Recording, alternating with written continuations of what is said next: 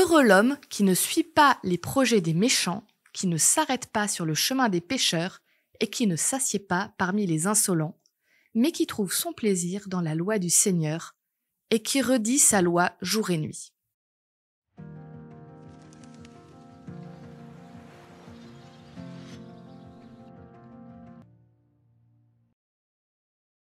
C'est un peu extrême quand même comme façon de présenter les choses.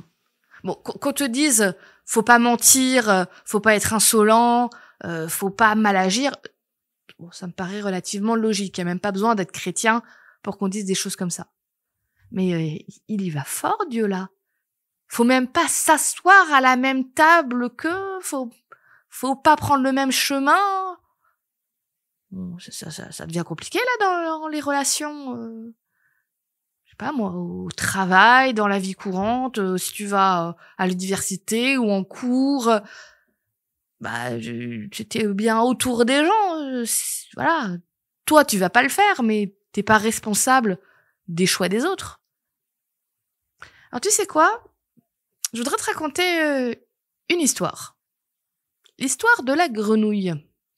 Si tu prends une grenouille et que tu la jettes dans une casserole d'eau bouillante, bon bah logique, hein, c'est chaud, ça fait mal, automatiquement, réflexe, la grenouille, bah elle saute, elle touche à peine l'eau qu'elle arrive à sauter, et elle s'échappe, et elle va éviter la cuisson.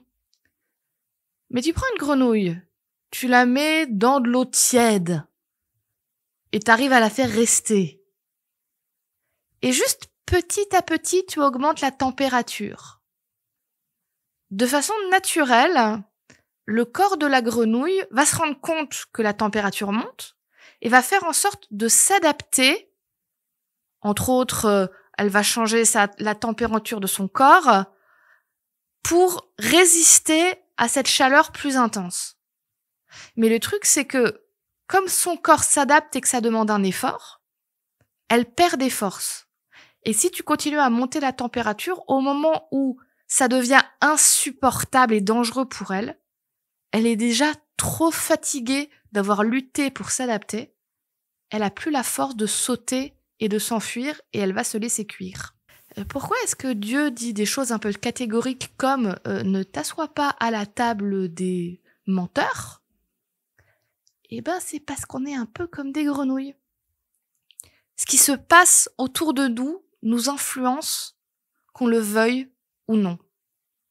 Alors, évidemment que si il arrive quelque chose d'énorme dès le début, je m'assois à table avec des gens et ils sont en train de dire les pires horreurs, d'insulter, de dire des choses racistes, bon bah je me lève et je m'en vais.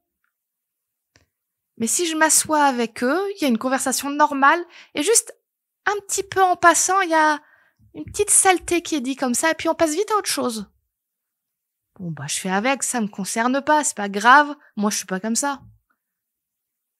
Mais comme le reste de la conversation est sympa, ben le lendemain je vais retourner m'asseoir. Et on va recommencer à entendre un petit truc pas très cool. Et au bout de 2-3 fois, je vais commencer à m'habituer à ça. Relativiser, c'est pas si grave. Et l'air de rien, au fur et à mesure, ben, je vais être contaminée par cette façon de penser ou d'être, et je vais me retrouver à accepter d'entendre des choses que normalement, mais jamais j'aurais accepté. Parce que j'ai déjà mis tellement d'efforts dans cette relation. J'ai pas envie de tout gâcher maintenant. Alors oui, c'est vrai, Dieu là, il est un peu catégorique en mettant une limite très claire. Mais je pense que vraiment c'est pour nous protéger, pour nous éviter de finir par devenir des personnes qu'on n'a pas envie d'être, juste par mimétisme, juste pour s'adapter aux autres, juste pour faire partie du groupe. Mais ça, c'est vraiment un choix qu'on doit faire pour nous-mêmes. Quel genre de personne on a envie d'être et quel genre de relation on a envie de cultiver.